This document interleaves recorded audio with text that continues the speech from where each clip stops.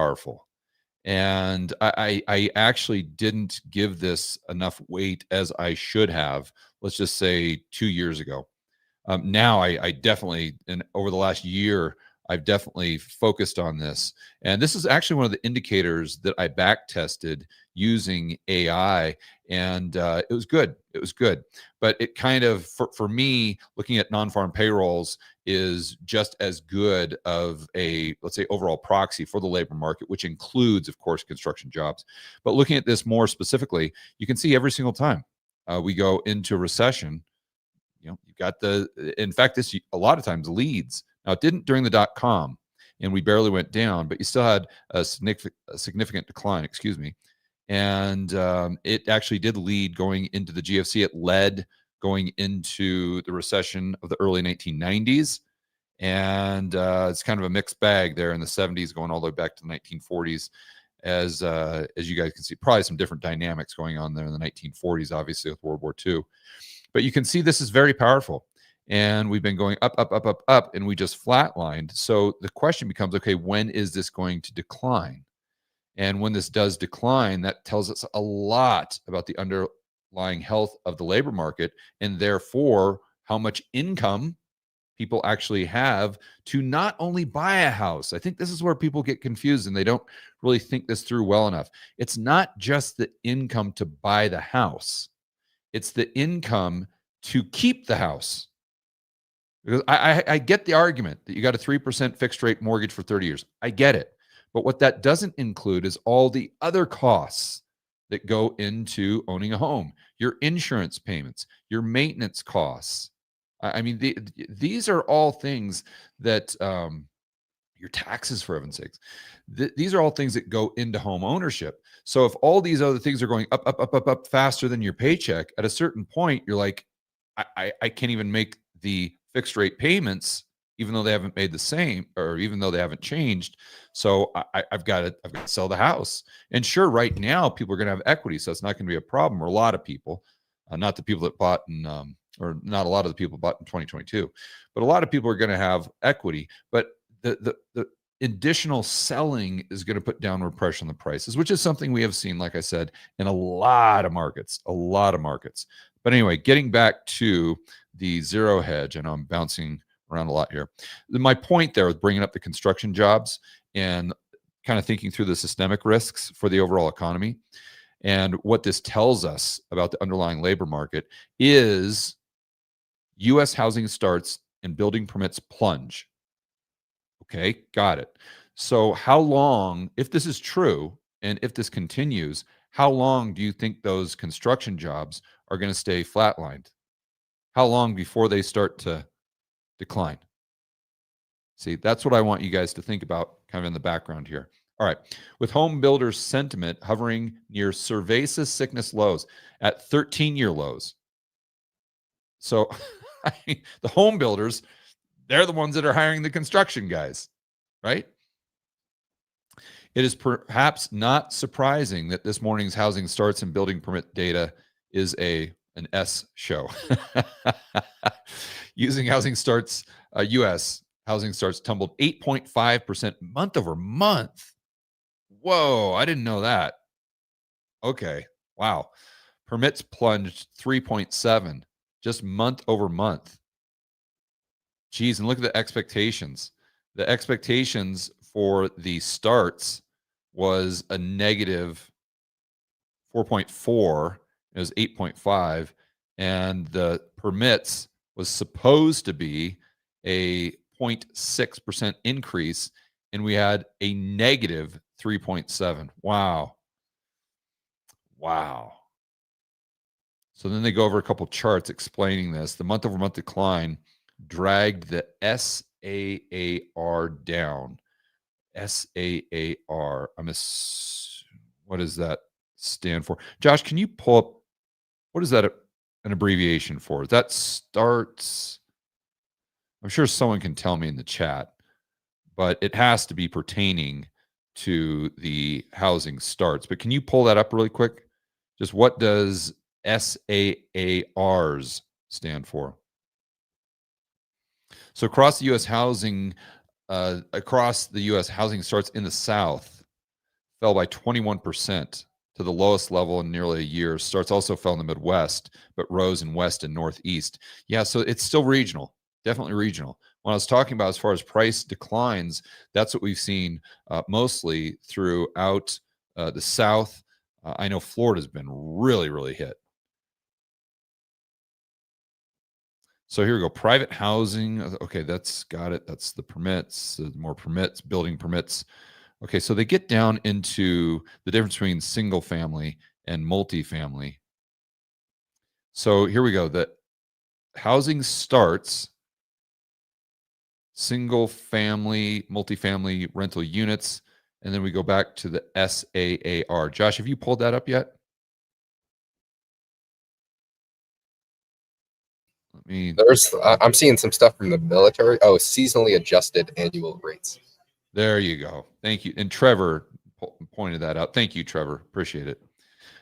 Trevor's doing Josh's job for him. Josh, were you swiping on Tinder? Be honest. Be aggressively. Honest. Okay. I appreciate your honesty.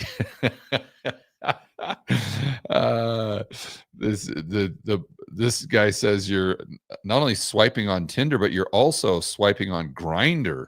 Wow. Big news there in the Rebel Capitalist community. Josh, do you have something about your personal life you're not telling us? Okay. Back to business here, guys.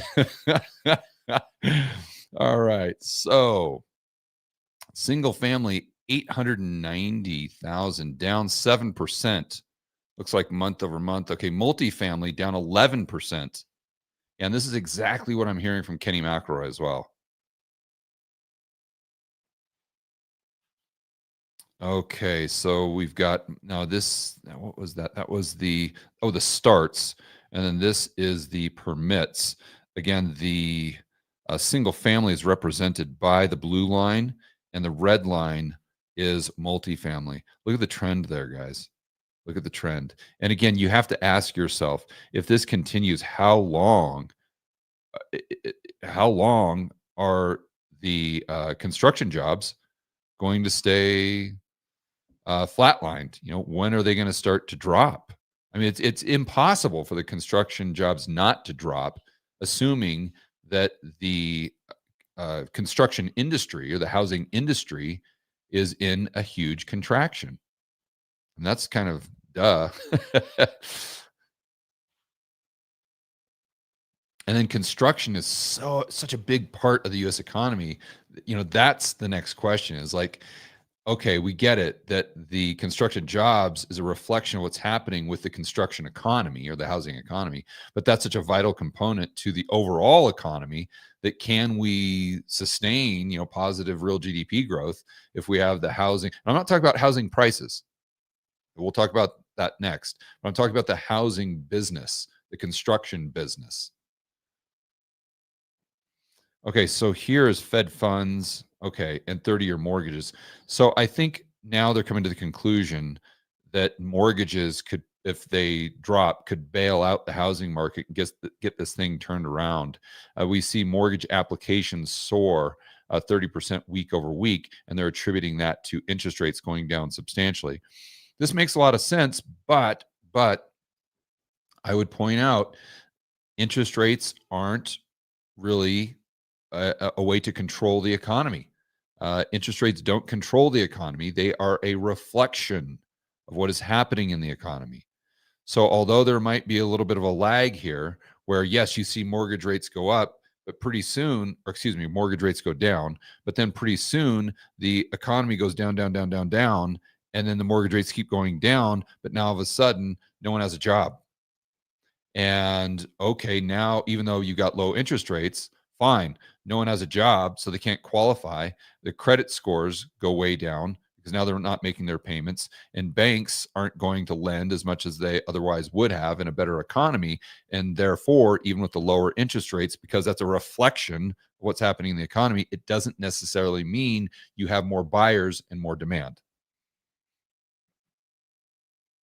I mean, ironically enough, it could mean that you have less demand. I mean, let's look at what happened during the GFC. I mean, I think we forget that starting in 2008, 2009, the Fed had interest rates at zero.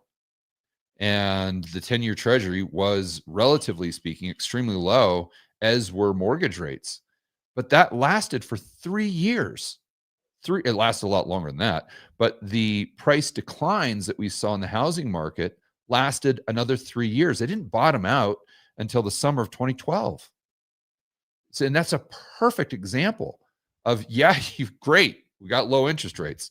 Does that mean anything? No. The prices kept going down further and further and further and further and further because those interest rates were a reflection of what's happening in the economy. Okay, let's see. What's this last chart? This is, bear in mind, there's still a vast gap between current mortgage rates and effective average rates of homeowners across the nation.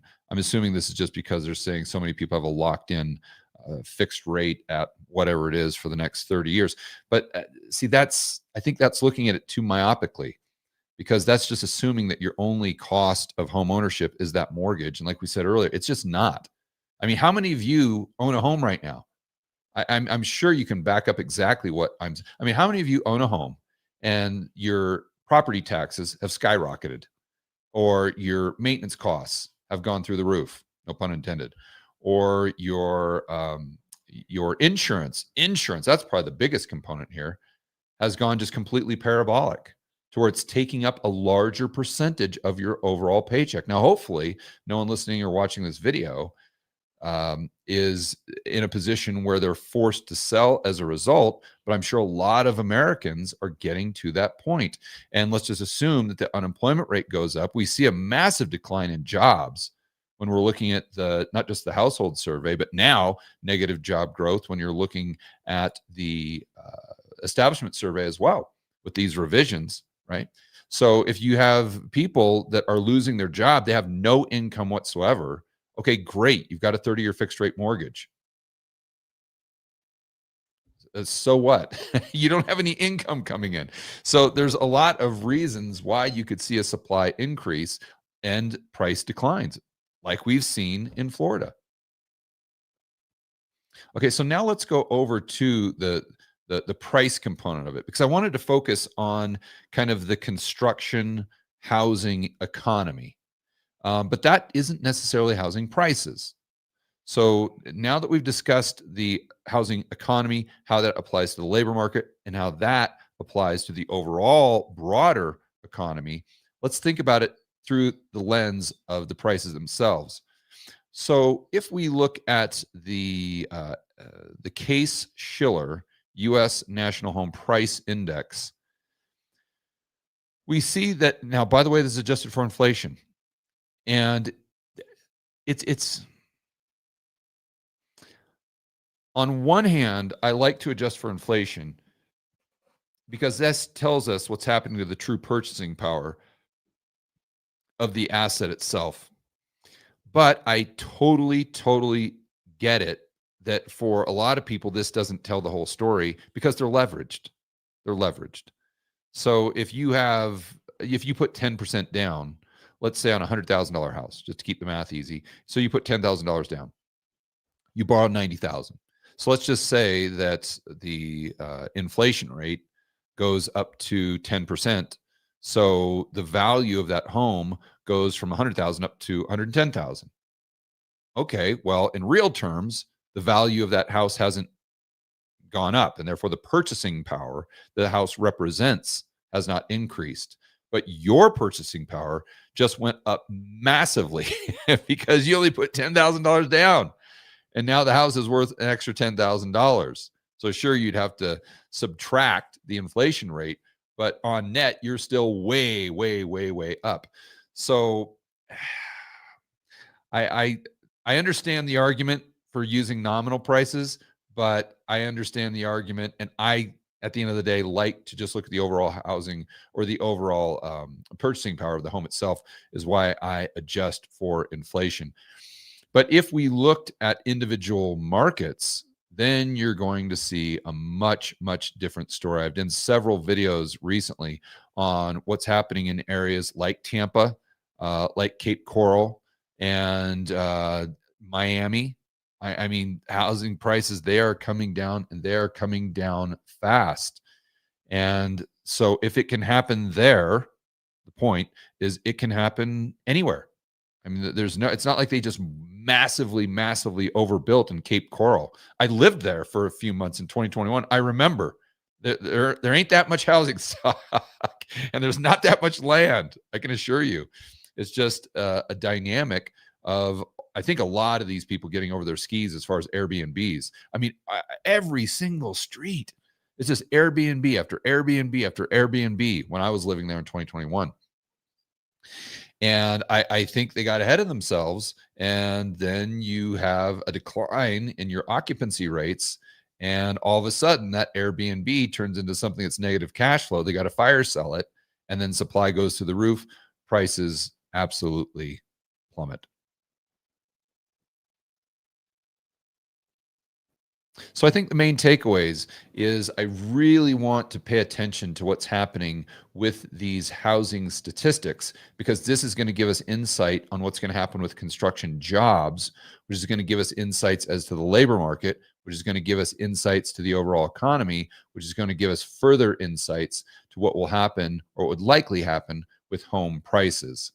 And at the end of the day, that's something that impacts all of us. All right, guys, enjoy the rest of your afternoon. As always, make sure you're standing up for freedom, liberty, free market capitalism, and we'll see you in the next video.